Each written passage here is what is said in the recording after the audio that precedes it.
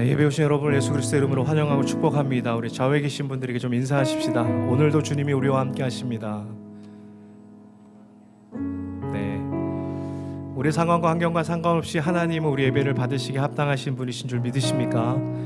오늘도 주님이 우리 가운데 임하시길 원하고, 또 어려움 당하고 환난과 고난 가운데 있는 가난한 자들 가운데 있는 그 모든 자리에도 우리 주님 함께하여 주시기를 간절히 소망합니다. 그래서 오늘 함께 찬양 부르며 주 앞에 나갈 때 주님 우리 가운데 임재하여 주시고 또 우리의 소망이 되어 주옵소서, 그런 고백으로 함께 찬양하며 주 앞에 나가시겠습니다.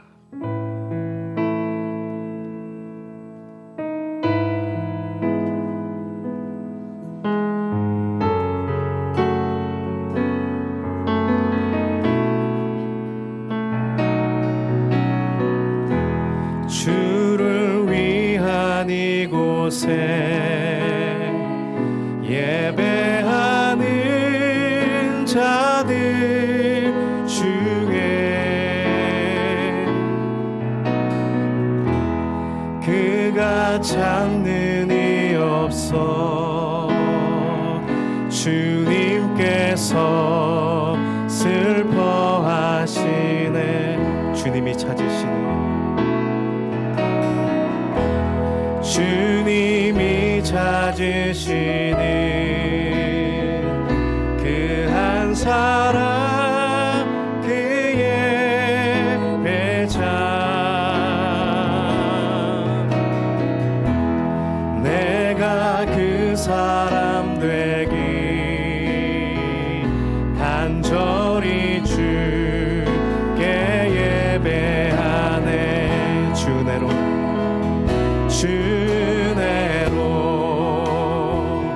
이곳에 서 있네. 주 임재에 엎드려 절하네. 그 어느 것도 난 필요 없네. 주님만 경배해.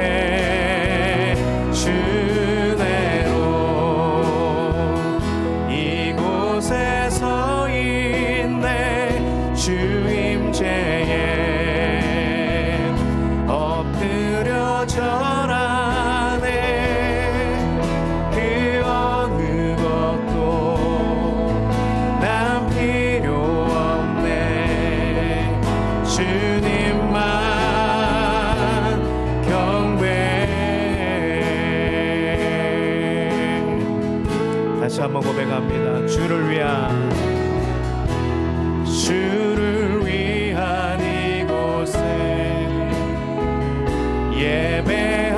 예배하는 자들 중에 그가 찾는 이 없어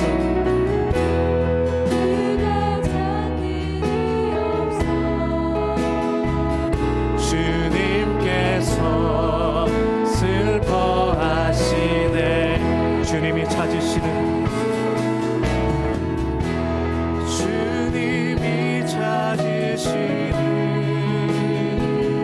그 한 사람, 그의 배자,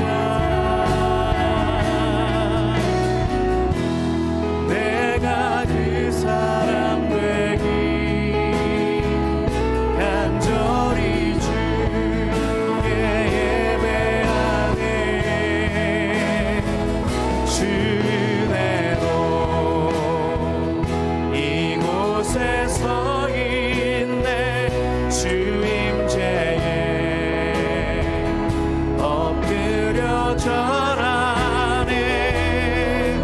그 어느 것도 난 필요 없네.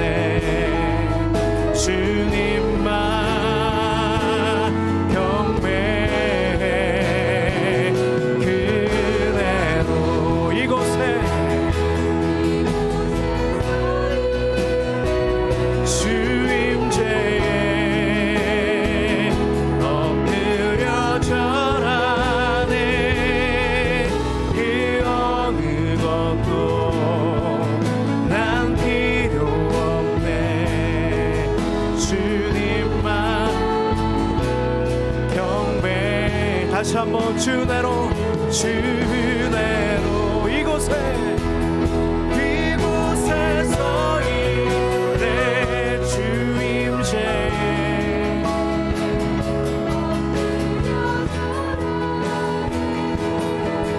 그 어느 것도 난 필요 없네 주님만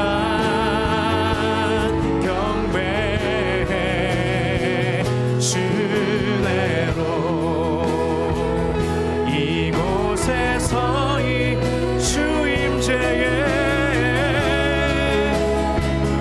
엎드려 절하네 그 어느 것도 난 필요 없네 주님만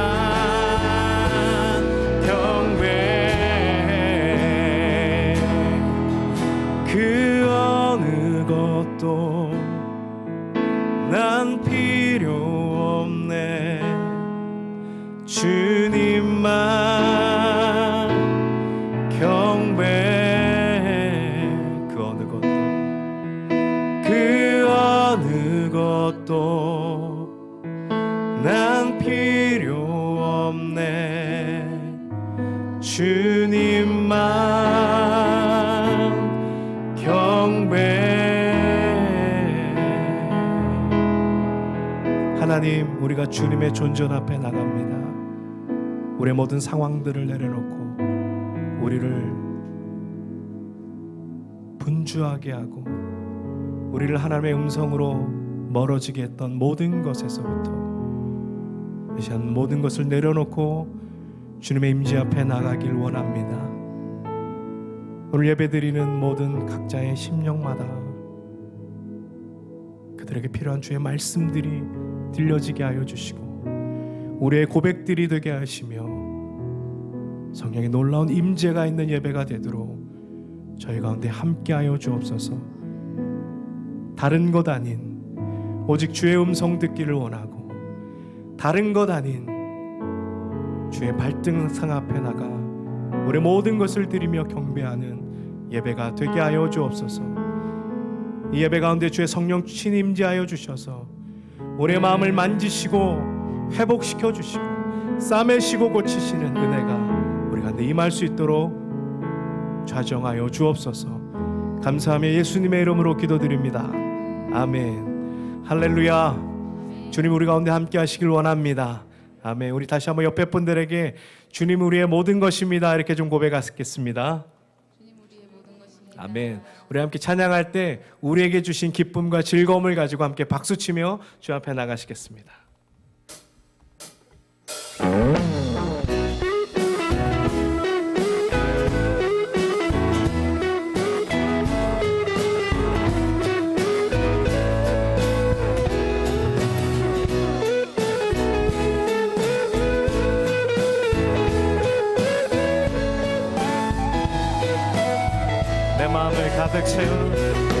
내 마음을 가득 채운 주 향한 찬양과 사랑 어떻게 표현할 수 있나. 수많은 찬양들로 그만 표현할 길 없어. 다시 고백하. 다시 한번 내 마음을 가득 채운 채운 주 향한 찬양과 사랑 어떻게 표현할 수 있나. 수많은 찬양들로 그만 표현할 길 없어. 다시 고백합니다. 주 사랑해요. 온맘 다여 말로 다 할 수 없어. 오 주 사랑해요. 찬양 받아 주소서. 아멘.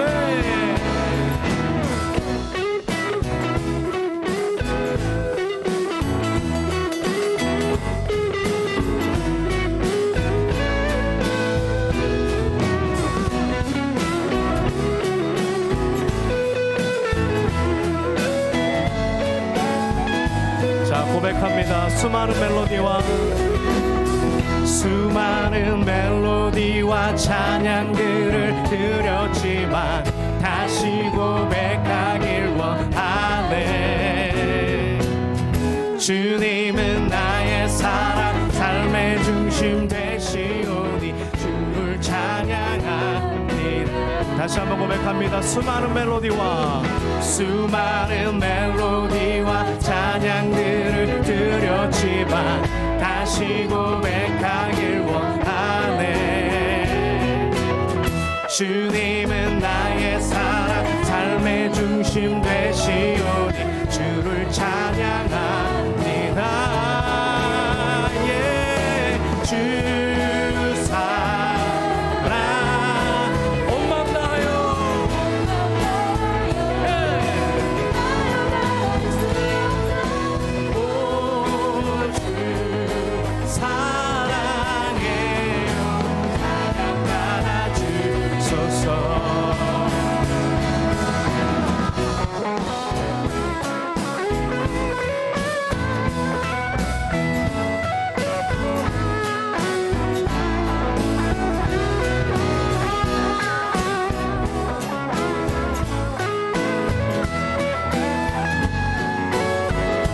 고백할까요? 주님 사랑 다시 고백하는 주님 사랑 다시 고백하는 새날 주심 감사해요.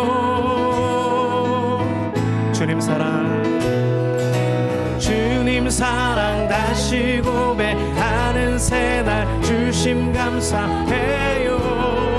아멘. 주님 사랑 다시 고백하는 새날 주심 감사해요. 아멘. 주님 사랑 다시 고백하는 새날 주심 감사해요. 주 사랑해요. 온 맘 다하여 할 수 없어. 사랑해요. 찬양받아. 우리 다시 한번 고백합니다. 주 사랑해요. 주 사랑 온 맘 다하여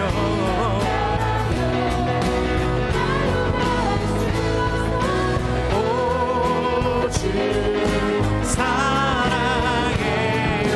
찬양받아 주소서. 아멘. 우리의 사랑을 받으실 주님을 찬양합니다. 아멘. 할렐루야 찬양하세. 내 모든 죄 사함받고 주 예수와 동행하니 그 어디나. 다시 한번 고백합니다. 할렐루야. 할렐루야 찬양하세. 내 모든 죄 사함받고 주 예수와 동행하니 그 어디나. 하늘나라. 주님이 계신 곳에는 하늘나라임을 믿습니다. 아멘.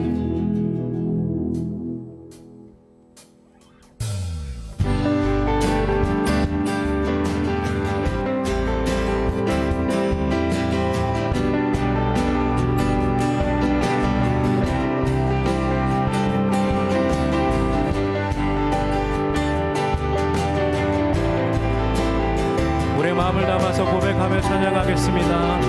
내 영혼이 은총 입어. 내 영혼이 은총 입어.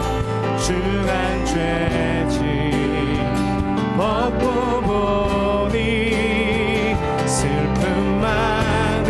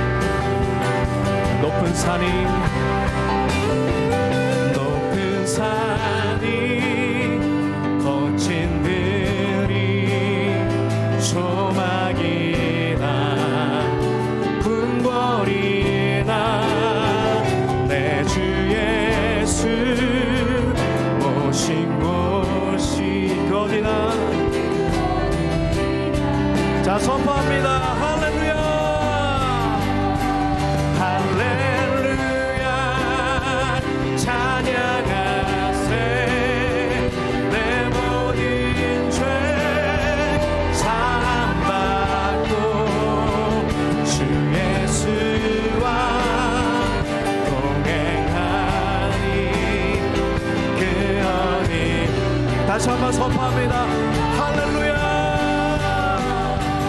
할렐루야 찬양하세 내 모든 죄 사함받고 주 예수와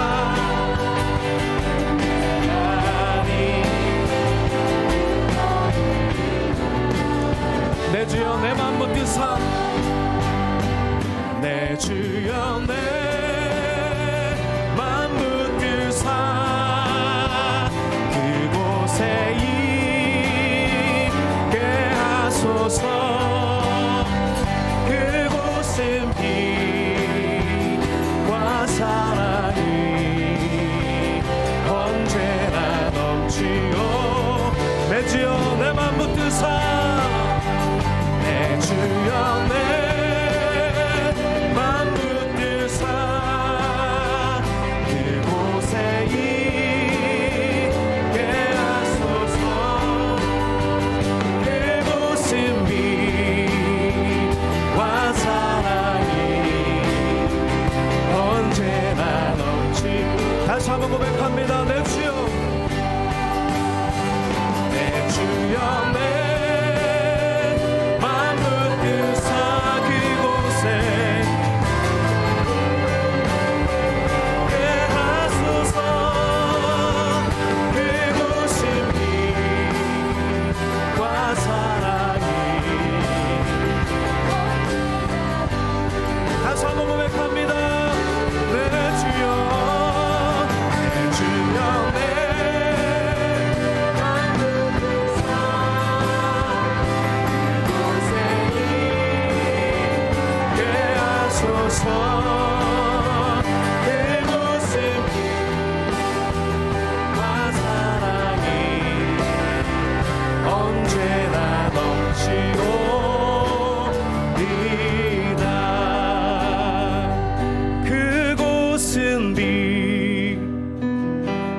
사랑이 언제나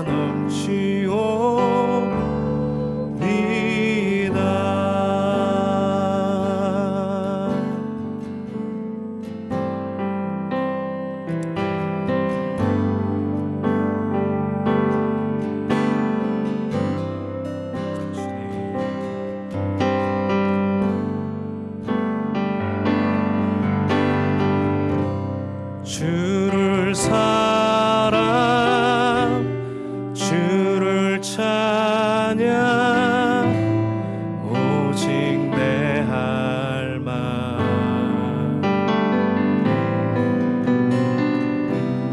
주를 향한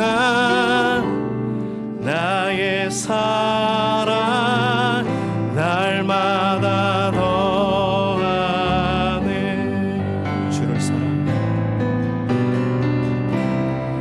주를 사랑 주를 찬양 오직 내 할 말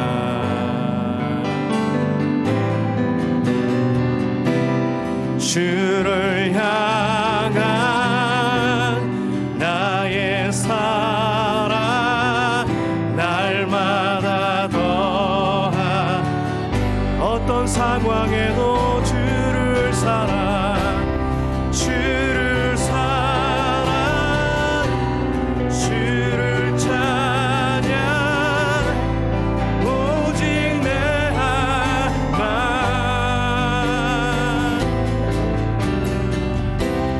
주를 향한 나의 사랑 날마다 더한 주를 사랑 주를 아멘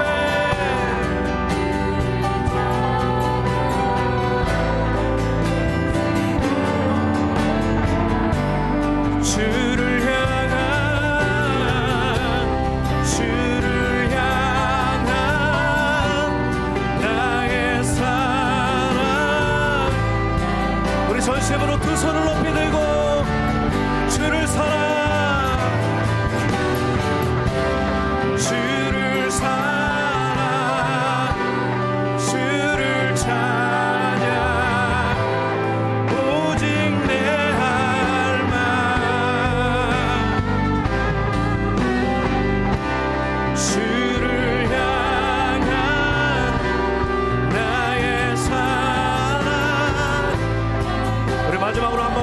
진심으로 고백합니다. 주를 사랑, 주를 주를 찬양.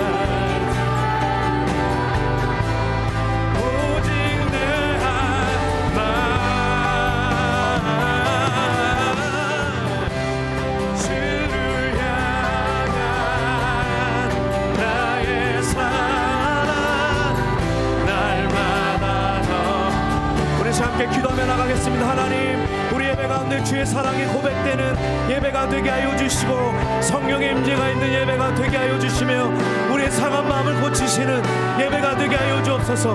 우리 예배를 위해서 함께 주여 한번 외치시고 기도하며 나가겠습니다. 주여, 하나님, 우리 가운데 임재하여 주옵소서. 우리의 모든 상한 마음을 만져주시고 고쳐주시길 원합니다. 주의 내용으로 임하여 주옵소서. 주님, 우리 가운데 임재하여 주실 때 말씀의 은혜와 우리의 삶의 변화와 진실한 삶의 자리에서 하나님을 만나고 예배할 수 있도록 하나님 우리 가운데 임재하여 주시기를 간절히 소망합니다.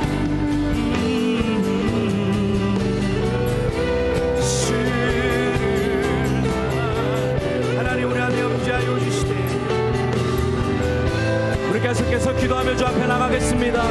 하나님, 말씀을 통하여 우리 가운데 깨닫는 은혜가 있게 하여 주시도록, 말씀 전하는 자와 듣는 자가 동일한 은혜 가운데 나갈 수 있도록 우리 말씀을 위해서 함께 중보하며 기도하겠습니다. 기도합니다. 하나님 아버지, 이 시간 말씀으로 대언하시는 주의 종을 붙잡아 주옵소서. 하나님, 그 입술의 권세를 다하여 주시고 주께서 채워주시고 인도하시는 놀라운 진리의 생명이 우리 가운데 임할 수 있도록 하나님 도와주시기를 간절히 소망합니다.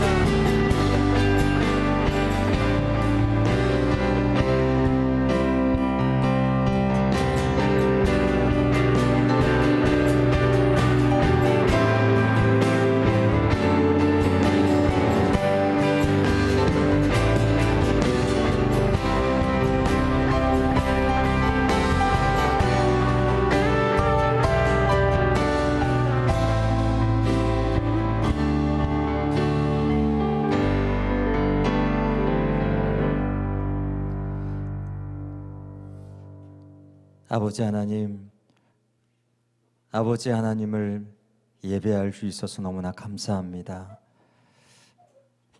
아버지 앞에 우리의 지난 무거웠던 그리고 지쳤던 우리의 모든 육신과 또 마음 그대로 나왔사오니 하나님께서 우리 모든 마음의 무거움을 하나님 거두어 주시고 우리의 모든 마음 가운데 있는 죄악들을 씻어주시고 회복시켜 주시기를 간절히 원합니다. 우리 주의 말씀을 통해서 주님의 성령님의 음성을 통해서 우리의 영혼이 소성되어지게 하시고 우리의 삶의 진정한 회복이 일어날 수 있도록 인도하여 주옵소서.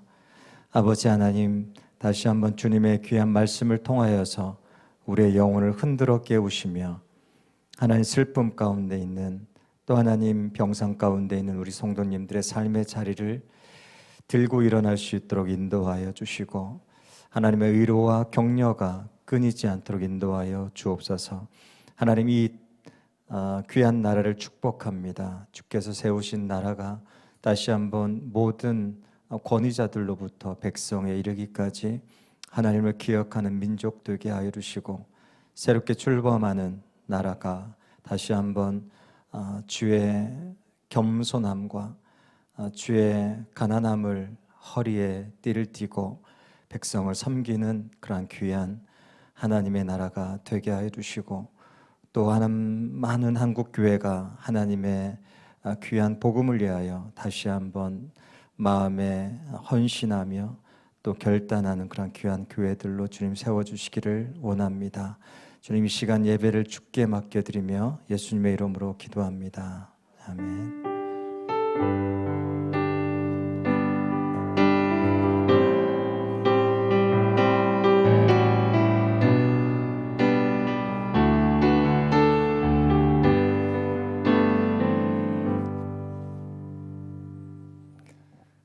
네, 예배에 나오신 모든 분들을 환영합니다. 네, 1부 때는 인터넷 송출이 안 돼서 교회 자체 그 KT 문제에 그 인터넷이 안 돼서 송출이 안 됐습니다. 죄송한데요.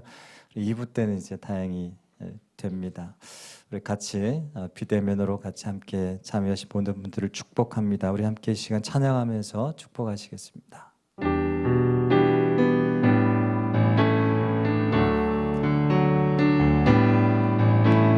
우리를 살리신 주의 말씀 안에서 사랑과 용서가 가득한 이 시간 당신을 통해 하나님의 뜻이 이루어지길 축복합니다. 당신을 통해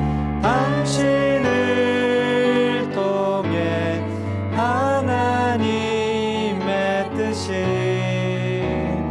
이루어지길 축복합니다. 아멘. 사랑하고 축복합니다. 네, 광고 말씀 올리겠습니다. 1월부터 3월까지 느헤미야 말씀을 같이 나누고 있습니다. 우리의 삶의 사순절을 지나면서 진정한 회복과 치유가 있기를 소망합니다. 우리 2022년 사순절 왕의 복음 왕의 노래라는 제목으로 순례의 시간을 지나가고 있습니다. 특별히 사순절 묵상, 예수님의 마태복음을 중심으로 해서 공생의 시간들을 우리가 같이 나누고 있는데요. 새벽기도 말씀 본문 묵상하면서 마음 가운데 주시는 도전, 또 은혜, 마음에 주시는 감동을 생각하면서 홈페이지에 릴레이 묵상 게시판에 묵상 릴레이를 함께 동참해 주시면 좋겠습니다. 전교인 신약 통독이 매주 수요일 날 줌으로 8시에 있습니다. 이번 기회에 줌으로 같이 맥을 잡으면서 신약을 하나의 이야기로 그렇게 읽어보시는 기회가 되길 바랍니다.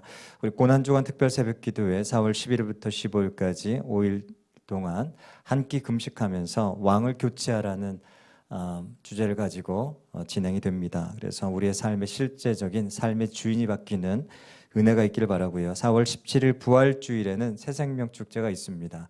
우리 가정 안에 또 지인들 안에 또 친족들 안에 믿지 않는 정말 꼭 주의 생명이 필요한 영혼이 있다면 작정하시면서 기도하시면서 부활절에 복음을 또 증거하는 그런 귀한 날이 되기를 바랍니다. 우리 방송실 봉사자를 모집합니다. 우리 자막으로 섬기실 분을 특별히 초대합니다. 그래서 귀한 섬김의 기회에 좀 그 인력이 부족해서 우리 방송실 함께 섬기실 분을 모집합니다. 박인철 목사님께 문의를 바라고요. 3월 추천도서 주일학교 체인지 이정현 목사님. 그래서 우리 다음 세대에 대한 고민과 또 기도 또 좋지만 우리가 함께 무엇이 문제이고 어떤 것들을 우리가 이 공동체 아가페 교회에서 같이 힘써 나아가야 될지에 대한 구체적인 논의들이 그 책에 나와 있습니다. 그래서 함께 공감할 수 있으면 좋겠습니다. 우리 모든 성도들이 우리랑 다음 세대에 대한 문제, 중요성, 어떤 논의들이 지금 일어나고 있는지에 대해서 함께 공감하고 같이 기도하면 좋겠습니다. 우리 3월 우리 아프신 분들, 몸이 아프신 분들을 위해서 특별히 기도해 주시고요. 우리 지난주에 이재윤 집사님, 이주연 집사님, 예건 예원이 등록해 주셨는데 우리 젊으신 분들 가정이 요새 참 등록하는 게 쉽지 않은데 감사합니다. 당회가 주일 예배 2부 예배 후에 3층에서 있겠습니다. 요새 여러분 아시는 것처럼 코로나 확진자가 많이 증가되고 있죠. 그래서 많은 이제 매체에서 한 2주 정도 피크 지점으로 보고 있는데 2주 정도 3월 말 어간에 이제 피크점을 찍고 이제 감소세를 보일 것 같은데 그 동안 좀 이렇게 주의하시고 건강에 또 안전에 그렇게 염려하진 마시고요. 염려해서 키 한 자를 더할 수 있느냐 하신 말씀처럼 염려한다고 코로나 안 걸리고 걸리는 거 아니니까 염려하지 마시고 기도하면서 철칙 잘 하시고 또 걸려도 기도하면서 잘 이겨내기를 바랍니다. 그래서 마음 가운데 막 불안해하지 마시고 이럴 때일수록 중심을 딱 잡으시고 편안하게 평안하게 그렇게 지나갈 수 있으면 좋겠습니다. 그래서 예배 후에 이렇게 인사할 때 악수 대신에 목례로 이렇게 대체를 하겠습니다. 목사님 나한테 눈길도 안 주네 이렇게 또 서운해하지 마시고 목례로 대신하겠습니다. 오늘 우리에게 주신 하나님 말씀 느헤미야 7장입니다. 느헤미야 7장 1절에서 7절 말씀 같이 교독을 하겠습니다.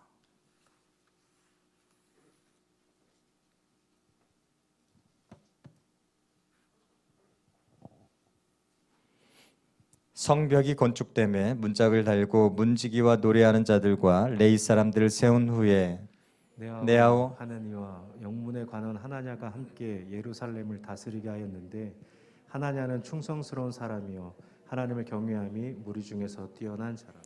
내가 그들에게 이르기를 해가 높이 뜨기 전에는 예루살렘 성문을 열지 말고 아직 파수할 때에 곧 문을 닫고 빗장을 지르며 또 예루살렘 주민이 각각 자기가 지키는 곳에서 파수하되 자기 집 맞은편을 지키게 하라 하였노니 그 성읍은 광대하고 그 주민은 적으며 가하고 미처 건축하지 못하였음이니라. 내 하나님이 내 마음을 감동하사 귀족들과 민장들과 백성을 모아 그 계보대로 등록하게 하심으로 내가 처음으로 돌아온 자의 계보를 얻었는데 거기에 기록된 것을 보면 옛적에 바벨론 왕 느부갓네살에서 사로잡혀 갔던 자들 중에서 노임을 받고 예루살렘과 유다에 돌아와 각기 자기들의 성읍에 이른 자들 곧 수르바벨과 예수아와 느헤미야와 아사랴와 라메아와 나하마니와 모르드게와 빌산과 미스베렛과 비그웨와 느음과 바나와 함께 나온 이스라엘 백성의 명수가 이러하니라.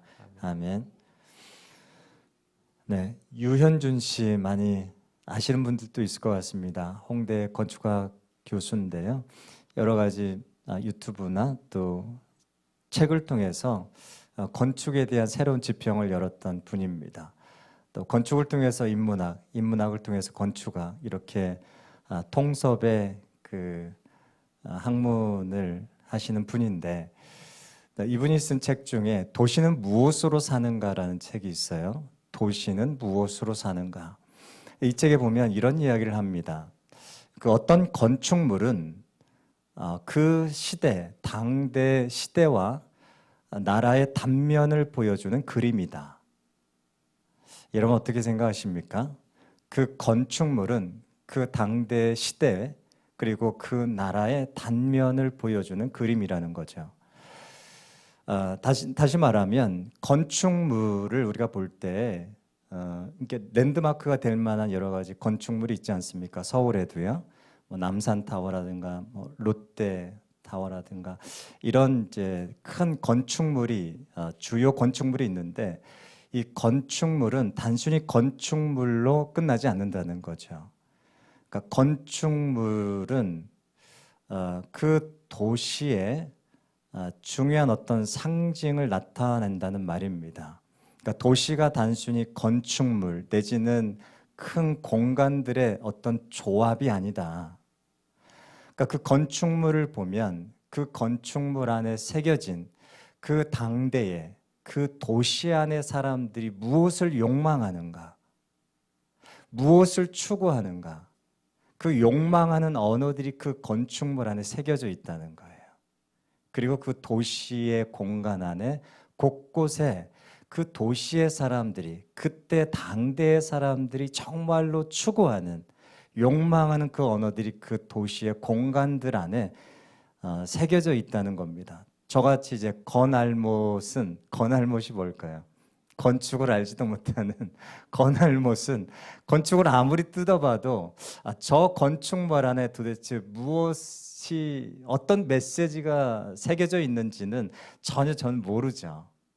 그냥 제 나름대로 해석할 뿐인데 건축을 아는 건축학적 개념을 가지고 그 건축물에 새겨진 구조나 그 공사의 어떤 그 프로세스나 이 모든 것을 아는 사람들은 그 건축물을 통해서 그 당대의 시대의 그림을 시대의 강력한 메시지, 그 건축물에 새겨진 그 도시 사람들의 욕망하는 언어들을 캐치해낼 수 있겠죠. 그래서 그 건축물 하나 자체가 정체성이 되기도 합니다. 더 나아가서는요. 그러니까 도시의 그 당대 사람들이 욕망하는 언어들을 새겨놓기도 하는 반면에 더 나아가서는 그 건축물이 하나의 나라의 도시의 정체성이 되기도 해요. 예를 들면 여러분 프랑스 파리에 가면 여러분 딱 뭐가 생각나십니까? 에펠탑이 먼저 생각나죠. 왜 사람들이 프랑스 파리 하면 나 프랑스 파리 갔다 왔어 하면 어디에서 인증샷을 찍어야 프랑스 파리를 갔다 왔다고 생각이 들까요? 그 느낌적인 느낌이 왜 들까요? 프랑스 파리에 에펠탑에서 인증샷을 찍어야 나는 프랑스 파리를 갔다 왔다고 하는 그 느낌이 들어요. 그러니까 아무리 프랑스 파리의 유명한 박물관을 다 돌아다녀도 프랑스 파리 에펠탑에서 내가 인증샷을 찍지 않으면 나 프랑스 파리 안 갔다 온 것 같아요.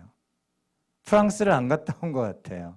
느낌상인데 왜 그런 느낌이 드냐는 거죠. 이미 정체성이 되어버렸기 때문에 그렇습니다. 그 프랑스 하면 에펠탑. 로마 가면 또 어디에 가서 여러분 찍어야 될 것 같아요? 인증샷을요. 로마에 가면 콜로세움에 인증샷을 찍어야 되겠죠. 왜 로마에 가면 콜로세움에 가서 인증샷을 찍어야 될까요? 이미 그 건축물은 단순히 건축물이 아니라 이미 오랜 시간과 역사를 거치면서 뭐가 된 거예요? 그 도시의 정체성이 되어버렸기 때문에 그렇습니다. 여러분 왜 이 십자가를 금방 이거 공사할 때 우리가 이 십자가를 왜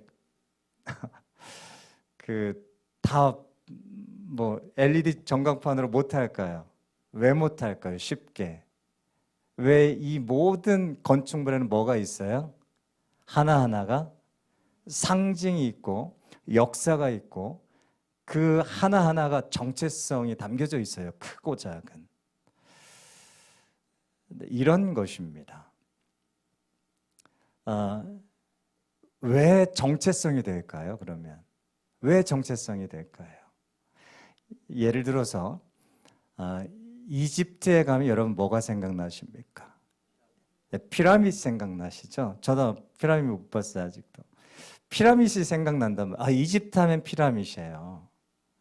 근데 이 이집트가 왜 이집트의 그 피라미드이 왜 이집트의 가장 중요한 정체성이 되었을까 생각해 보면 이집트 안에서 건축물 중에서 이집트의 건축물 중에서 가장 많은 돈과 가장 많은 인원이 투입된 건축물은요 피라미드밖에 없습니다. 그러니까 그 고대에 피라미드를 지을 때 어떻게 지었냐면 그러니까 노예들을 불러다가 이렇게 막 부려가지고 지은 게 아니에요. 피라미드를 지을 때 어떻게 지었냐면 그 피라미드 그 바로 옆에다가 도시 하나를 건축했는데요. 도시를 지었어요. 왜 도시를 지었냐면 그 피라미드를 거대한 피라미드를 지을 때 엄청난 많은 인부들이 필요했습니다. 그 인부들이 거주할 도시를 지었어요. 피라미드 짓기 전에. 그리고 그 당대 최고의 의료 서비스를 그 도시의 그 인부들을 위해서 제공했습니다. 처음 아셨죠? 그래서 이 피라미드를 그렇게 지었습니다. 그러니까 피라미드를 그냥 단순히 피라미드를 지은 것이 아니라 하나의 도시와 사회를 생각하면서 굉장히 체계적으로 지었다는 거예요. 그래서 피라미드이 그 이집트 안에서는 그 모든 재정과 그 수많은 그 사람들을 투입하면서 최고의 어떤 그 국력을 집중해서 지은 결정체입니다. 그래서 정체성이 된 거예요. 그 수많은 역사의 시간들을 통해서 우리가 느헤미야를 계속 보고 있는데요. 이 성벽이라고 하는 건축물, 우리가 건축물로 생각할 수 있습니다. 중국 가면 뭐가 생각나세요, 여러분? 만리장성 성벽이거든요. 몇 킬로가 되는지 아십니까? 2만여 킬로예요. 우리 조지전 잘 아시는 2만여 킬로입니다. 근데 이 예루살렘 성벽은요 3, 4km밖에 되지 않습니다. 근데 나라의 사이즈에 비하면 굉장히 차이가 나니까 이 작은 나라에 이 예루살렘 이 도시 안에 3, 4km의 성벽은 그때 당시로 말하면 굉장히 큰 성벽이란 말이에요. 우리가 지난 시간까지 우리가 계속 보았지 않습니까? 1장부터 6장까지 얼마나 많은 사람들이 거기에 투여됐습니까? 그렇지 않아요? 3장에 그래서 그 성벽을 짓는 사람들의 목록이 쭉 나와 있잖아요. 가문대로. 그래서 그 설교 제목이 그 다음은 생각나세요? 그 다음은 누가 어디를 지었으며 그 기록이 나왔단 말이에요. 3장 전체가 다 그 이름 기록이에요. 그러니까 그만큼 유대의 모든 예루살렘 근처에 사는 사람들은 거의 대부분 그 성벽 공사에 투여가 됐단 말이에요. 그리고 5장에 무슨 이야기가 나오죠? 양식이 없어가지고 아내들이 들고 일어난 사건, 부동산이 가압류돼가지고 부채 상환이 안 돼가지고 느헤미야에게 데모하잖아요. 왜 그렇습니까? 엄청난 많은 돈들이 거기에 다 투여가 되다 보니까 양식 먹을 돈도 없었단 말이에요.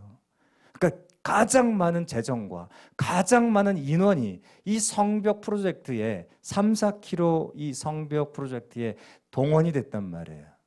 다시 말하면 예루살렘 성벽은 뭐다? 예루살렘의 정체성이다. 단순히 건축물이 아니다. 지금 이 이야기를 하는 거예요. 예루살렘 성벽은 단순히 건축물의 개념이 아니고 이 예루살렘 유대 백성들의 굉장히 중요한 정체성이 근간이 되기 시작했다라고 우리가 생각할 수 있겠죠. 우리가 한번 생각해 볼 때 그러면 이 3, 4km에 걸친 이 예루살렘 성벽에 새겨진 언어가 뭘까요? 언어가 뭘까요? 그 당대에 가장 욕망했던, 가장 그 사람들이 추구했던 그 언어, 예루살렘 이 3, 4km 성벽 가운데 새겨진 그 언어가 뭘까? 뭘 가장 욕망했을까?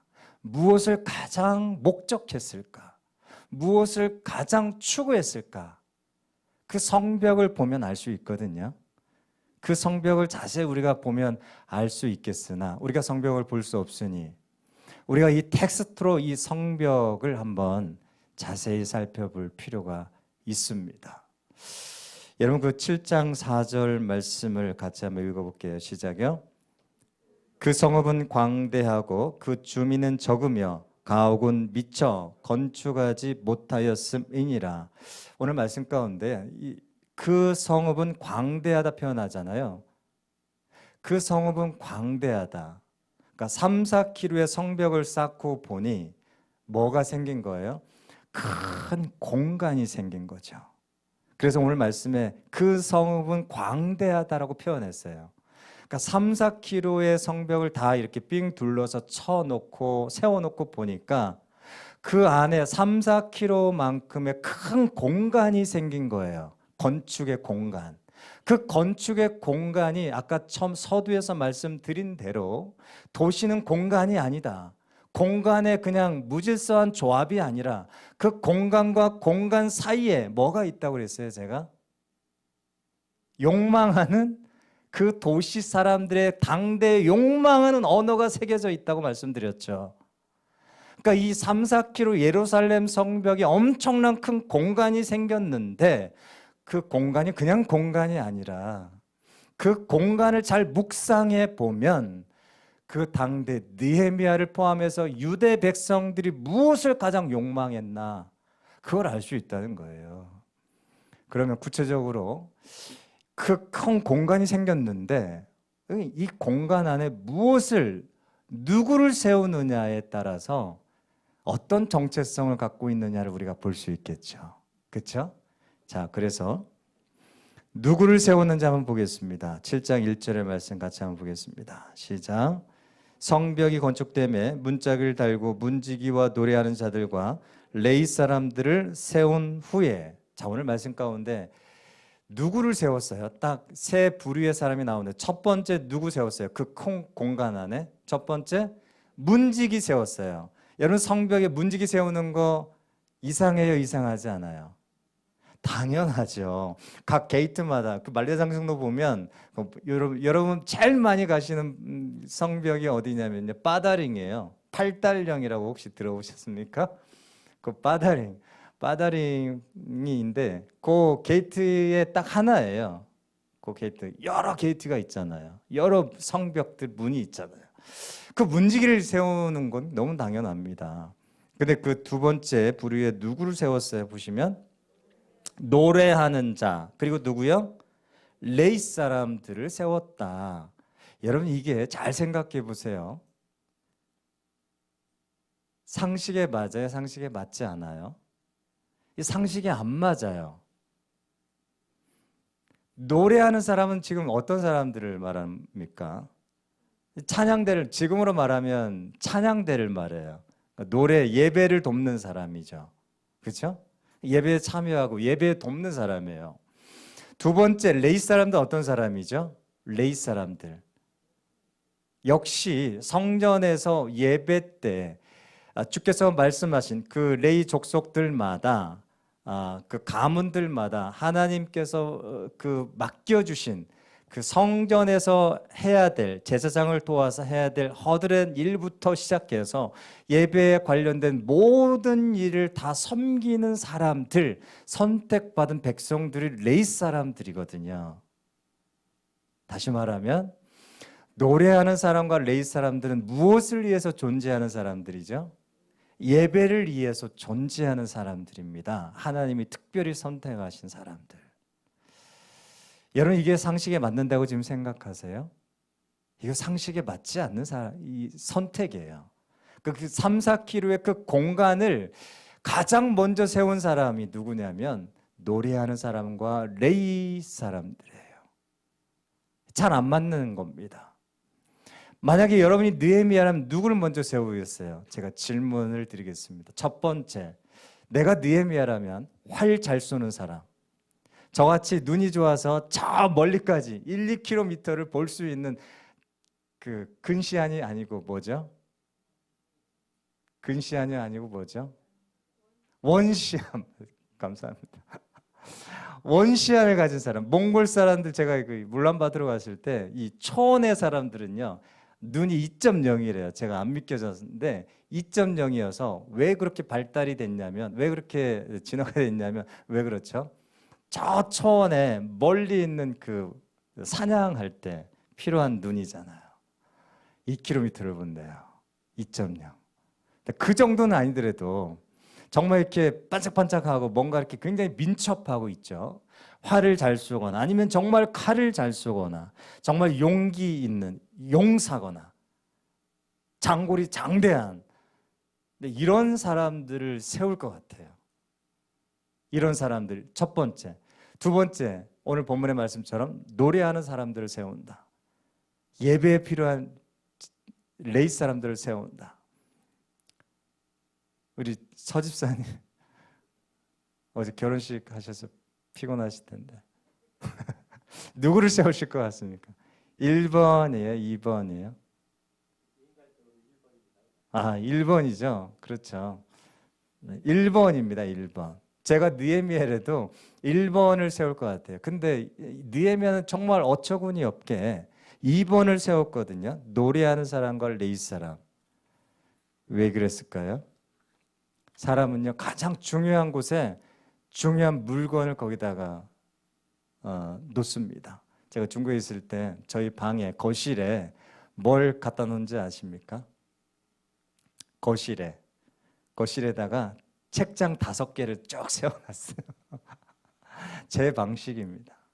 어때요? 제 집인데 제 방식. 거실에다가 책을 쫙 세워놨어요. 책장을 5개 쭉쭉쭉쭉. 제가 왜 그렇게 세워놨을까요? 저에게 뭐가 중요해요? 책이 중요하니까. 저는 보고 싶은 벌레 하나가 있는데 책벌레 보고 싶어요. 책벌레가 있다면서요. 예? 저 진짜 책벌레 있대요. 오래된 그 책에 책벌레가 있는데, 책벌레 있으면 저한테 좀 가져다 주세요. 책벌레.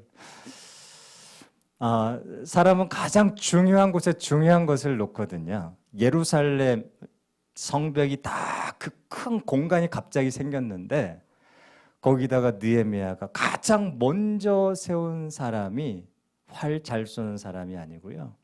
거기다가 레이 사람 찬양대 세웠어요. 왜 그럴까요? 이게 굉장히 중요합니다.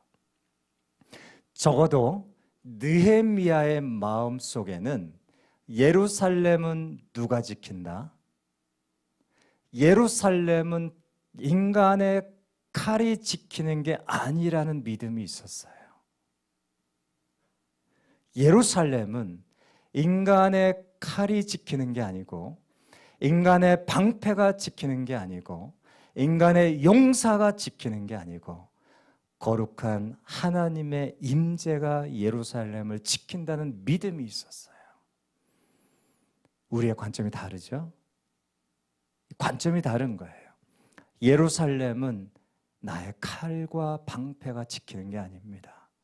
하나님의 거룩한 임재가 나의 예루살렘을 지키는 거예요. 이 믿음이 있었어요. 이 믿음. 여러분, 내 삶의 공간을 무엇으로 채우고 있습니까? 우리 같이 한번 생각해 보면 좋을 것 같습니다. 이것이 여러분의 정체성이 될 수 있기를 축복합니다. 회복은요, 여기에서 시작합니다. 내 가정의 정체성이 무엇입니까? 내 삶의 공간에 새겨놓은 언어들이 무엇입니까? 우리가 다시 한번 생각해 볼 필요가 있어요. 여러분, 어떤 상황에서 이렇게 했을까요? 이 배경을 아셔야 됩니다. 어떤 상황에서 이렇게 했는가, 느헤미야가. 여러분, 그 6장 19절 제일 마지막 절 한번 읽어보실래요? 7장 시작하기 전에 6장 19절 말씀 시작. 그들이 도비야의 선행을 내 앞에 말하고 또 내 말도 그에게 전하매 도비야가 내게 편지하여 나를 두렵게 하고자 하였느니라. 어떤 상황에서 이렇게 세웠다는 거죠? 도비야, 산발랏, 동서남북을 다 포위하면서 3장부터 계속적으로 너를 죽일 거야 라고 하면서 살해 위협, 그 다음에 느헤미야를 암살하려고 했었던, 시도 때도 없이 정말 눈에 불을 켜고 엄청난 군사력을 가지고 살해 위협을 일삼았던 그 적들이 포위하고 있는 그 엄중한 상황 속에서, 그 긴장감이 팽배한, 마음을 놓을 수 없는, 한순간이라도 그냥 그 방심하면 자기가 죽을 수도 있는 그 상황 속에서 누구를 세웠다는 거예요? 노래하는 사람을 그 성벽에 세웠다는 거죠. 예배하는 레위 사람들을 그 성벽에 가장 먼저 세웠다는 이야기입니다. 이건요, 믿음입니다. 이건 결단입니다, 여러분. 느헤미야가 담대해서 이렇게 한 게 아니고요, 느헤미야가 겁이 없어서 이렇게 한 것이 아니고, 이건 결단입니다. 하나님, 상황은 이런데요, 내가 이렇게 결단합니다 라고 선택해요. 이거는 느헤미야 믿음이 좋아서, 내지는 정말 두렵지 않아서, 긴장을 몰라서 이런 게 아니고, 군사력이 그 사람들보다 뛰어나기 때문에, 상황이 좋기 때문에 이렇게 선택한 게 아니고, 이건 결정이에요. 그럼에도 불구하고 내가 하나님을 예배하는 것으로 처음, 그것이 나의 우선순위가 되고 싶습니다. 놀라운 것은요, 1장부터 6장까지는요 하드웨어예요. 그러니까 성벽을 실제 성벽 외곽을 짓는 거예요. 근데 8장부터 13장까지는 외부가 아니라 내면에 무너진 성벽을 짓기 시작하는 이야기예요. 그러니까 이야기의 구도가 달라져요. 8장부터. 그러니까 미스바 광장에서 사람들이 말씀을 듣고 회개하기 시작하고, 다음 주 말씀이에요. 내면이 막 붕괴됐던 내면이 회복되는 말씀이 시작이 돼요. 8장부터. 그러니까 그 딱 중간에 있는 말씀이 7장이에요. 오늘 읽은 본문 말씀. 뭘 준비한 거예요? 그 회복의 역사. 8장부터 내면의 회복의 역사가 시작이 되는데, 뭘 준비한 거예요? 느헤미야가 예배를 준비한 거예요. 예배하는 그 사람들을 가장 먼저 세워놓고 그 회복의 첫 단추를 끼우기 위해서 준비한 것이 오늘 7장이에요. 굉장히 중요합니다. 회복의 첫 단추. 그냥 사방이 평안해서 내가 주님을 예배합니다. 이게 예배가 아니고요. 어떤 예배죠? 내가 이렇게 하나님 앞에 평안하게 예배할 수 없는데, 내가 감사할 수 없지만 내가 선택합니다. 내가 결정합니다. 당신을 예배하기로. 이게 진짜 예배거든요. 느헤미야 똑같은 거예요, 지금. 성경에 인상적인 예배의 순간이 많이 포착이 되는데, 그 중에서 가장 제 개인적으로 가장 인상적인 예배의 순간이 있다면 창세기에 나와요. 여러분, 그 창세기 7장 22절 24절 말씀에 노아의 예배가 나오는데 같이 한번 읽겠습니다. 시작. 육지에 있어 그 코에 생명의 기운에 숨이 있는 것은 다 죽었더라. 지면의 모든 생물을 쓸어버리시니 곧 사람과 가축과 기는 것과 공중의 새까지라. 이들은 땅에서 쓸어버림을 당하였으되 오직 노아와 그와 함께 방주에 있던 자들만 남았더라. 물이 150일을 땅에 넘쳤더라. 여러분, 땅의 호흡에 있는 모든 것들은 어떻게 됐다고 그랬죠? 다 쓸어버림을 당했다. 그러니까 노아의 가족 몇 명이죠, 여러분? 방주에 있었던 가족 몇 명이죠? 8명이죠. 그러니까 지구상에 8명만 남은 거예요. 인간은 노아를 포함해서 딱 8명만 남은, 지금 70억 넘죠. 이 상황은 8명만 지구상에 남은 거고요. 동물, 곤충, 남녀 그 암수 한 쌍씩 이렇게 남은 거거든요. 이 상황에서 노아가 배에서 나와서 가장 먼저 한 게 뭐죠, 여러분? 그게 8장 20절입니다. 같이 한번 읽겠습니다. 노아가 여호와께 제단을 쌓고 모든 정결한 짐승과 모든 정결한 새 중에서 제물을 취하여 번제로 제단에 드렸더니, 여러분, 이 제단의 예배는요, 노아가 처음입니다. 4장에서 아벨의 예배가 나오는데 거기는 하나님 앞에 단의 예배를 드렸다는 말은 없어요. 제물을 드린 거죠. 단의 예배를 드린 것은 노아가 처음입니다. 예배에. 근데 이 상황이 어떤 상황에서 예배한 거죠? 제가 아까 이 상황을 말씀드렸죠. 노아가 어떤 상황에서 가장 먼저 예배했어요? 이 지구상에 아무 생명체가 없는 상황 속에서. 내가 노아라고 생각해 보세요. 우리 가족밖에 안 남았어요. 얼마나 쓸쓸하고 얼마나 적막하고 어떻게 삶을 또 시작해야 될지 막막한 상황 속에서 노아가 처음 한 행동이 뭐라고요? 하나님을 예배하기 시작했다. 그러니까 인생의 제로 베이스에서 하나님을 예배하기 시작한 거예요. 여러분, 제로 베이스, 제가 쓰는 말 중에 많이 쓰는 말 중에 제로 베이스. 모든 내가 쌓아놓은 것이 지금까지 100이었다면 1000이었다면 그 모든 것이 다 무너진 상황, 그 모든 것이 다 완전히 없어져 버린 제로 베이스예요. 완전히 아무것도 초토화되어 버린, 뭐 재물이고 관계고 내 모든 것들이 다 완전히 제로 베이스, 0, 하나도 남지 않은 그 제로 베이스에서 당신은 예배할 수 있겠는가? 이게 도전이거든요. 창세기 노아의 예배가 그 예배였어요. 하나님, 나의 모든 것이 다 제로 베이스지만 내가 내가 주님을 향하여 예배하는 것으로 시작하겠습니다. 이게 노아의 예배예요. 얼마나 위대합니까? 하나님이 축복하시잖아요. 번성하고 땅에 번성하고 충만하라 축복하시잖아요. 그게 진짜 예배거든요. 이것이 느헤미야의 정체성이었다. 느헤미야 공동체, 그 3, 4km 성벽에 씌어진 언어였다. 그 공간 안에, 3, 4km의 그 큰 공간 안에 씌어진 중요한 언어였다라는 이야기입니다. 여러분, 이 언어가 여러분의 삶의 언어가 될 수 있기를 축복합니다. 지난주에 사랑하는 신장혁 집사님 하나님의 품에 안기셨어요. 그 슬픔 중에서 우리 남한여 집사님께서 하신 말씀이 마음에 깊이 와닿았습니다. 목사님, 우리가 생각한 기적은 없었습니다. 그 말씀이 제 마음에 아주 깊이 새겨졌어요. 우리가 생각한 기적은 없었습니다. 그러니까 부활의 기적은 집사님도 믿고 확신하죠. 그거 몰라서 이야기하는 거 아니에요. 부활의 기적, 우리에게 너무 큰 기적입니다. 그 기적 알아요. 근데 지금 여기의 기적, 지금 여기에서 우리가 바랬던 기적이에요. 그 기적은 없었습니다.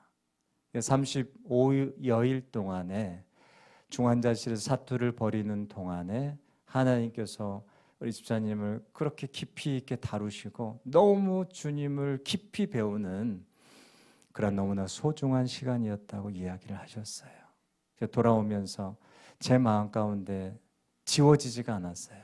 목사님, 우리가 바랬던 기적은 없었습니다. 저에게 질문해 보았어요. 우리가 바라는 기적 참 없을 때가 많아요. 지금 여기에서 내가 바라는 기적 없을 때가 더 많아요. 저에게 질문했습니다. 하나님, 제 삶에도 기적이 없는 순간이 올 텐데 나는 그때도 하나님을 예배할 수 있을까요? 그러면서 마음 가운데 결정했습니다. 하나님, 내 삶에 기적이 없는 순간이 찾아올 때 나는 하나님을 향하여 두 손을 들고 예배하고 싶습니다. 예배할 겁니다. 여러분의 삶에 언젠가는 한 번쯤은 반드시 지금 여기에서 내가 바라는, 내가 추구하는, 내가 욕망하는 기적이 오지 않을 수 있습니다. 그때 여러분 기억하십시오. 느헤미야가 가장 먼저 어떤 사람을 세웠는지 기억하시면서 내 삶에 기적이 오지 않은 그 순간일지라도 내가 하나님을 예배하겠습니다. 그것이 여러분의 정체성이 될 수 있기를 축복합니다. 그것이 여러분의 삶의 공간을 새기는 아주 귀중한 언어가 될 수 있기를 축복합니다. 예전에 한번 말씀드렸는데 저의 삶에도 잊혀지지 않은 예배의 순간이 있어요. 중국에서 그 공안에 쫓겨가지고 밤 12시에 야밤 도주할 때 모든 물건을 다 싣고 야밤 도주해가지고 그 다음날 첫 번째 맞았던 그 아침 10시에 하나님 앞에 그 중국 친구들과 함께 예배했던 그 순간 잊을 수 없습니다. 정말 완전히 제로 베이스에서 하나님을 예배했던 그 순간, 하나님의 성령님이 얼마나 강력하게 임재하시는지 제가 정말 이렇게 서 있을 수가 없었어요.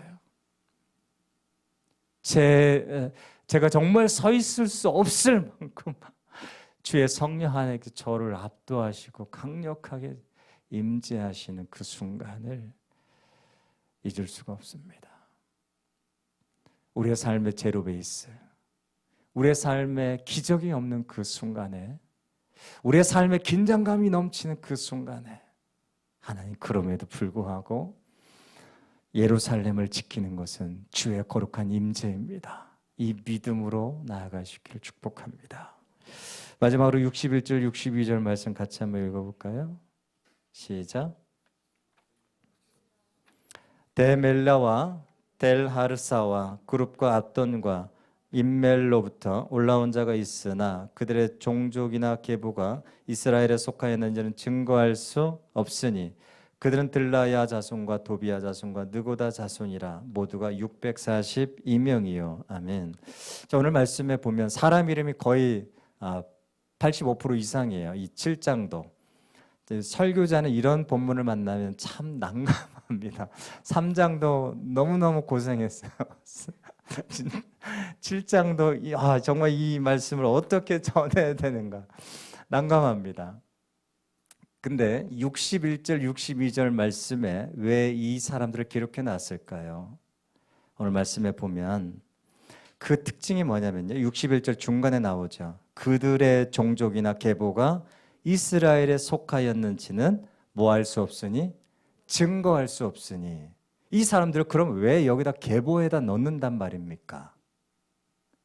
증거할 수 없다. 다시 말하면 이 사람들이 유대인인지 순수 혈통의 유대 사람들인지 증명할 길이 없는 사람을 왜 이 계보에 넣었을까요?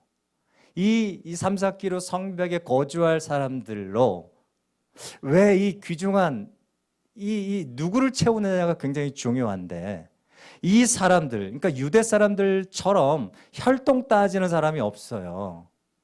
근데 느헤미야가 이걸 모르는 사람이 아닌데 오늘 말씀 가운데 그들의 종족이나 계보가 이스라엘에 속하였는지 증거할 길이 없다. 이 사람들 델멜라와 데라사와 그룹과 앗돈과 임멜로부터 온 자들, 이게 몇 명이나 돼요? 642명이나 되는 엄청난 사람들인데 이 사람들을 왜 여기다 놓았겠습니까? 이 사람은 어떤 사람들? 한마디로 말하면 호적이 없는 사람이에요. 그러니까 계보가 없고 뿌리가 없고 족보가 증명이 되지 않는 사람들. 그러니까 이 사람이 유대 사람인지 가나안 사람인지 도대체 이방 어떤 족속의 피가 섞였는지 증명할 수가 없는 사람들이에요. 여러분, 이 사람들의 가정이 온전한 가정이겠습니까? 아니겠습니까? 추측해 보세요. 이 사람들, 보통 족보 없는 사람들, 우리나라 사람들 뭐라고 생각하세요? 예전에 지금 말고 예전에 우리 그 쌍시옷이 나오네요.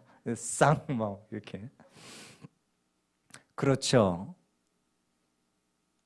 똑같습니다. 그러니까 이 사람들은요, 642명의 이 사람들은 문제가 참 많이 있는 사람들입니다. 가정에 엄청난 사연을 많이 갖고 있는 사람들이에요. 참 문제가 많은 가정이고 엄청난 가정의 사연이 얽히고 설킨 가정들인데, 그래서 족보도 없고 조상이 누군지도 모르고 혈통도 증명할 수 없는 엄청난 문제가 많은 가정인데 오늘 하나님께서 느헤미야를 통해서 어떻게 하시는 거예요? 한 가족으로 수용한 거예요. 하나님의 큰 가정으로 하나님께서 어떻게 하신 거예요? 받아들여 주신 거예요. 이게 느헤미야 공동체 당대의 정체성이었습니다. 얼마나 멋있어요. 이게 우리의 공동체의 정체성이어야 합니다. 나와 다른 사람, 내가 정말 수용할 수 없는 사람, 이 모든 주의 사람들이 어떤 거예요? 주의 십자가 안에서 어떤 사람들입니까? 다 받아들여지고 용납되어지고 다 주의 가족인 거예요. 이곳이 우리 아가페 교회의 정체성이 될 수 있기를 축복합니다. 마지막으로 이것만 말씀드리고 마칠게요. 1892년에 그 사무엘 무어 선교사, 선교사님들이 많이 들어오셨는데 1892년에 무어 선교사가 오셨어요. 이 무어 선교사가 32세에 그 당시에 오셨습니다. 조선에 오셨는데 당시에 그 서울에 곤당골 교회가 있었습니다. 그러니까 곤당골 교회를 이 무어 선교사님이 개척하시고 세우셨는데 지금의 여러분 그 소공동의 롯데호텔 있죠. 네, 소공동의 롯데호텔 그 자리입니다. 거기에 이제 곤당골 교회를 세우셨는데요. 거기에 그 교회 안에 학당 하나를 세웠는데 예수 학당을 세웠어요. 그래서 돈 없고 가난한 아이들을 데려다가 거기서 가르쳤습니다. 그러니까 학당도 하고 교회도 하고 이게 트라이앵글 사역이거든요. 우리 선교사님들 처음에 오셔가지고 의료, 교육, 교회 사역 이렇게 트라이앵글 사역입니다. 그래서 예수 학당을 세워서 이제 하는데 그 당시 조선 그 1900년대 구한말 그 당시에 조선의 사회는요. 백정은 사람입니까? 사람이 아닙니까? 백정은 사람이 아닙니다. 그래서 뭐가 없냐면 호적이 없습니다. 그러니까 호적이 없으니 조선의 백성입니까? 백성이 아닙니까? 백성이 아닙니다. 백정은 사람도 아니고 백성도 아니고 나라의 보호를 받지 못합니다. 그래서 사람도 아니고 백성도 아니고 호적도 없기 때문에 상투를 틀지 못해요. 그러니까 이것은 굉장히 수치입니다. 그래서 백정은요 사람도 아니고 그냥 그 동물 이하였어요. 개만도 못한 그런 취급을 받았고요. 그리고 어린이들도 꼬마 아이들도 백정들에게 욕하고 함부로 했습니다. 그러니까 그냥 걷지 못해요. 백정은 그냥 그 망아지처럼 이렇게 막 뛰면서 다녀야 될 정도로 그렇게 천시하고 천대를 받았습니다. 그 백정 중에 박봉출이라는 사람이 있는데 박씨예요. 원래는 봉출이라는 것도 원래 이름 없어요. 백정은 이름 없어요. 그냥 백정이에요. 이름 없어요. 근데 선교사님이 지어준 거예요. 박봉출이라고. 이 봉출이라고 하는 사람이 백정인데 이 사람의 아내가 어떻게 죽었냐면요. 허가가 없이 소를 잡았다고 해서 관가에서 이 박봉출 박씨 백정 박씨를 끌어다가 이제 관가로 끌어가는데 그 아내가 말리는 거예요. 포졸들을. 그 말리는 아내를 거기서 때려 죽였어요. 그 아내를 자기 남편 박씨 앞에서. 그래서 이 화병 때문에 첫째 아들이 죽습니다. 그러니까 이 일로 인해서 자기 아내 죽었죠. 그다음에 자기 아들 죽었습니다.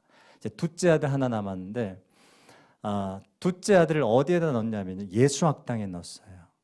그러니까 왜 예수학당에 넣을 수밖에 없었냐면 받아준 학교가 없어요. 그러니까 이름 없고 호적 없고 백성도 아닌데 어디 학교에 넣을 수 있습니까? 그러니까 오직 이 둘째 아들을 받아주는 데는 예수학당밖에 없는 거예요. 그래서 예수학당에 이제 보내줬는데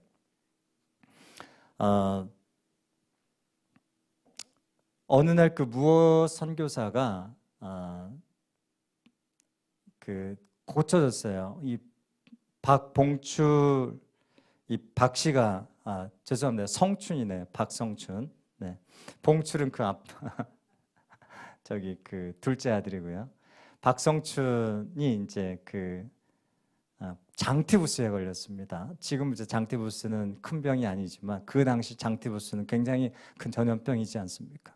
그래서 이제 그 무어 선교사가 에비슨 선교사, 의료 선교사와 함께 이 장티부스를 직접 고쳐줬어요.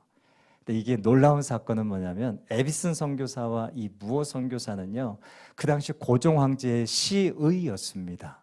시의가 누군지 아시죠? 주치의란 말이에요.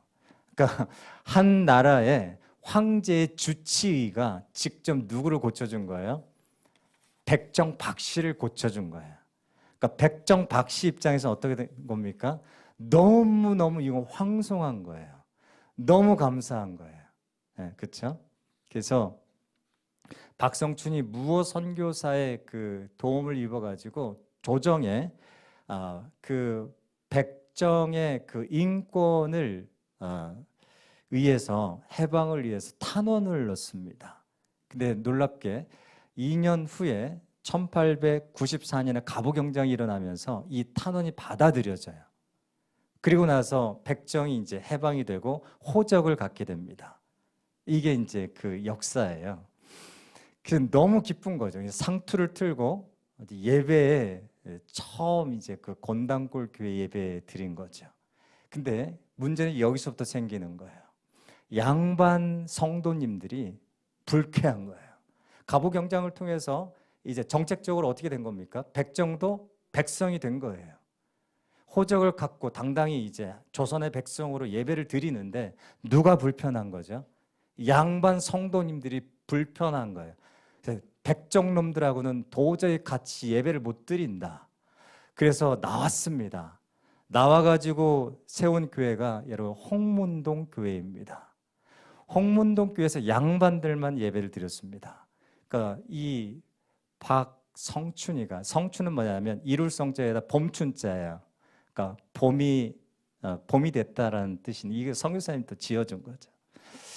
이 사람이 자기 때문에 이렇게 됐다라는 그 생각에 너무 미안한 거죠. 그래서 어떻게 했습니까? 그때부터 선교사님께 한글을 배우기 시작해요. 무어 선교사님들 한글을 배워가지고 어떻게 합니까? 한글을 배우고 성경을 읽기 시작해가지고요. 그때부터 백정들을 찾아다니면서 전도하기 시작합니다. 그러니까 서울의 모든 백정을 다 찾아갑니다. 그리고 경기도 수원에 있는 백정들을 다 찾아가요. 전도합니다. 뭐라고 전도하냐? 한번 곰당골 교회에 와봐라. 우리를 사람 대접한다. 그래서 백정들 50명 앞에서 설교를 하기 시작합니다. 놀랍죠? 백정 50명을 세워놓고 거기에서 설교를 시작해요. 자기가 배운 이 말씀 가지고. 그래서 이제 그 곤단골 교회에 백정들이 넘쳐나기 시작합니다. 그래서 사람들이 이 곤단골 교회를 뭐라고 표현한지 아세요? 백정교회라고 표현했습니다. 나중에 시간이 흘러가지고 이 백정교회, 곤단골 교회가 나중에 홍문동 교회가 아까 제가 무슨 교회라고 그랬죠? 양반교회라고 그랬죠. 양반들이 하나님 앞에서 회개합니다.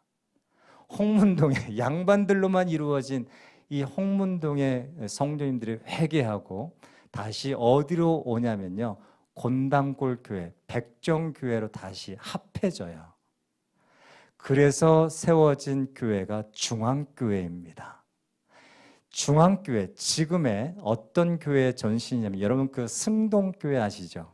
승동교회, 승동 기도원도 있잖아요. 승동교회 전신입니다. 그래서 나중에 또 시간이 흘러서 거기에 왕족들이 이제 거기에 출석해요. 그래서 최초로, 우리나라 최초로, 조선 최초로 왕족과 백정이 함께 어우러져서 예배하는 교회가 여러분 승동교회였습니다. 예전에 중앙교회. 너무 아름답지 않아요? 이 교회가 우리 한국교회의 정체성입니다. 우리 한국교회예요. 자부심을 가져도 좋습니다. 오늘 본문에 나오는 느헤미야의 성벽에 새겨진 그 정체성보다 더 빛나는, 어쩌면 정말로 이 삶 가운데 하나님의 나라를 실현한 모든 사람들이 함께 주 앞에서 예배하고 함께 주 앞에서 한 가족이 되고 함께 어우러져서 주의 백성과 가족과 식구를 이루는 엄청난 하나님의 역사, 이게 오늘 7장이에요. 바로 이 기반 위에서 8장의 회개의 역사가 시작이 되는 겁니다. 바로 이 기반 위에서, 이 회복의 그 밑그림 위에서 8장부터 엄청난 하나님의 강력한 임재와 회개의 역사가 시작이 됐던 거예요. 오늘 아가페 교회가, 오늘 내 삶 가운데, 오늘 내 가정이 무엇으로 회복의 첫 단추를 끼울까요? 무엇이 정체성이 되어야 될까요? 아가페 교회가 무엇이 정체성이 될까요? 아름다운 동산이요? 좋은 예배당이요? 아닙니다. 이것은 부차적인 거예요. 우리의 정체성은 무엇입니까? 그럼에도 불구하고 우리의 삶에 기적이 없는 그 순간에도 우리는 예배합니다, 하나님을. 이것이 우리의 정체성입니다. 그 어떤 사람도, 그 어떤 문제가 있는 사람도 과거를 묻지 않겠습니다. 모두가 다 우리의 같은 식구요, 백성이요, 같은 주의 공동체요. 이것이 아가페 교회의 멋있는 공동체가 될 수 있기를 축복합니다. 우리 같이 한번 시간에 찬송하겠습니다. 나는 주님께 속한 자 되어.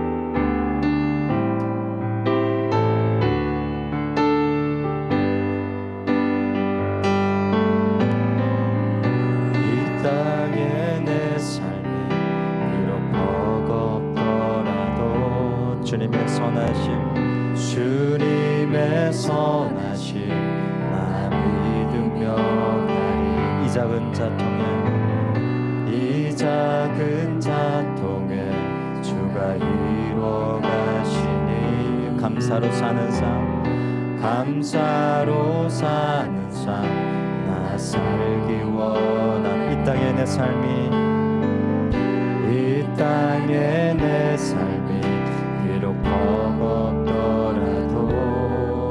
주님의 선하심, 주님의 선하심 나 믿으며 가리. 이 작은 자통에, 이 작은 자통에 주가 이루어 가시니 감사로 사는 삶 감사로 사는 삶 나 살기 원하네 내 삶의 시간 속에 주 일하시네 내 삶의 시간 속에 주 일하시네 내 모든 여정 속에 내 모든 여정 속에 함께 하시네 깊고도 크신 주의 깊고도 크신 주의 영광을 나 보리라 위대하신 주 위대하신 주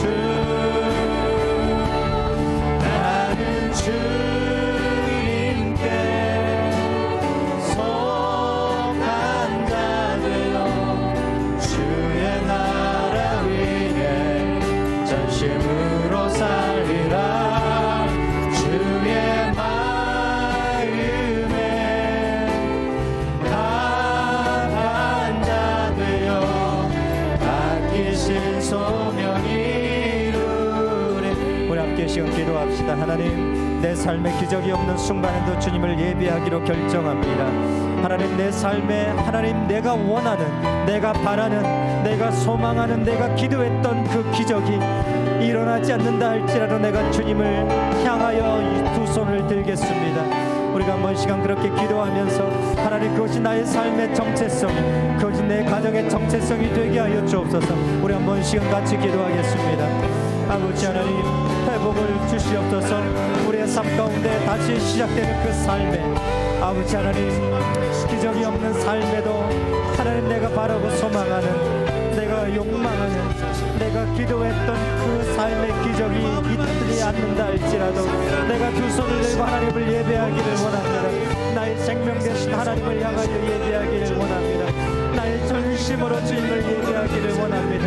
그럼에도 불구하고 내가 내 삶에 하나님과 제로 베이스에 서서 하나님을 예배할 때에 하나님의 정말 놀라운 아버지 만지심과 회복의 역사가 나타나게 하시고 그것이 우리의 삶의 아버지 정체성이 될 수 있도록 인도하여 주시옵소서.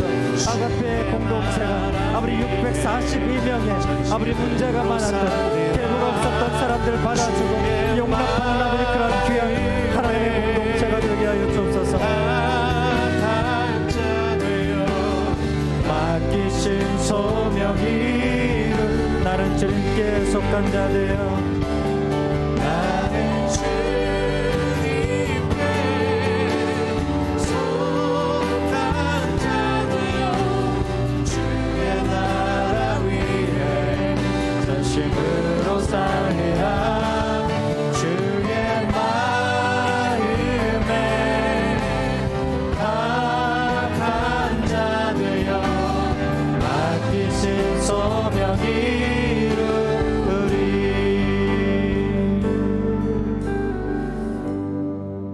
하나님 모든 것이 무너지고 모든 것이 회파되고 내가 이루어 놓았던 그 모든 삶의 인생의 건축물들이 무너졌을 때 그래서 완전한 내 삶의 제로 베이스에 나 홀로 섰을 때에 하나님 내 삶의 기적의 순간이 다가오지 않을 때 내가 그토록 바랬던 내가 그토록 피토하며 기도했다 그토록 밤을 새워가면서 주 앞에 울부짖었던 그 기도의 제목이 현실이 되지 않는 그 순간에 그럼에도 불구하고 나의 두 손을 주님을 향하여 들기로 결정합니다. 주어진 내 삶의 순간순간에 내 삶의 그 큰 공간에 예배하는 그 언어로 세워지게 하여 주시옵소서. 그것이 우리의 내 삶의 내 가정의 정체성이 되게 하여 주옵소서. 흔들리지 않은 믿음으로 내 삶의 예루살렘은 나의 칼이 아니라 나의 방패로 세워지는 것이 아니라 하나님의 거룩한 임재로만 세워진다는 것을 믿음으로 고백하는 경험하는 저희들 되게 하여 주옵소서. 그래서 주님을 예배합니다. 예배하는 그 순간이 저희들에게 생명 같은 순간임을 고백합니다. 아버지 하나님, 힘든 세파에 얼어붙은 동토처럼 우리의 마음이 굳게 닫혀 있습니다. 주님, 이 따뜻한 봄비처럼 주님의 손길로 우리의 마음, 얼었던 마음을 만져주시고 다시 한번 이 동토 위에 하나님의 주시는 생명의 씨앗이 뿌려지고 주의 말씀이 심겨지고 하나님, 4월의 푸르른 5월의 그 푸르른 실록처럼 우리의 삶의 공간에 다시 싹이 돋게 하여 주옵소서. 언제 그랬냐는 듯, 언제 아팠냐는 듯, 언제 신음하고 몸부림쳤느냐는 듯, 그렇게 새로운 주의 새싹이 우리의 삶에, 우리의 가정에, 내 모든 일하는 일터의 현장 가운데 일어날 수 있도록 축복하여 주옵소서. 하나님, 지난 한 주간 주님께서 힘들게 그리고 용감하게, 때로는 담대하게, 때로는 걱정하면서 근심하면서 불안하면서 주어진 일터 가운데 최선을 다했습니다. 하나님, 우리의 노고를 기억하여 주옵소서. 우리의 모든 땀방울을 주님 기억하시고 헤아려 주옵소서. 하나님, 다시 한번 주님의 격려가 필요합니다. 주께서 우리를 세우지 아니하시면, 격려하시지 아니하시면 우리는 쓰러집니다. 하나님, 우리 모든 기도의 제목 가운데 응답하시고 드린 예물 가운데 축복하시며 우리 모든 삶의 창고를 주께서 채우시고 우리의 가정을 든든하게 붙잡으시며 말씀 위에 믿음 위에 세워지게 하여 주옵소서. 성령 하나님, 우리 가정의 자녀들을 축복하셔서 아름다운 주의 가정, 믿음의 가정 이루어갈 수 있도록 인도하시고 꿈을 향해, 미래를 향해 분투하는 저들의 몸짓에 하나님 강력하게 역사하여 주옵소서. 지금은 우리 주 예수 그리스도의 은혜와 하나님 아버지의 가히 없는 사랑과 성령님의 교통하심이 내 삶의 공간을 하나님을 예배하는 것으로 채우며 하나님의 회복을 경험하기를 소원하는 아가페 모든 가족들과 전쟁 가운데 있는 우크라이나와 복음을 위해 수고하는 선교사님들, 사랑하는 대한민국 이 조국 위에 지금부터 영원까지 함께 하옵시기를 간절히 축원드리옵나이다. 아멘.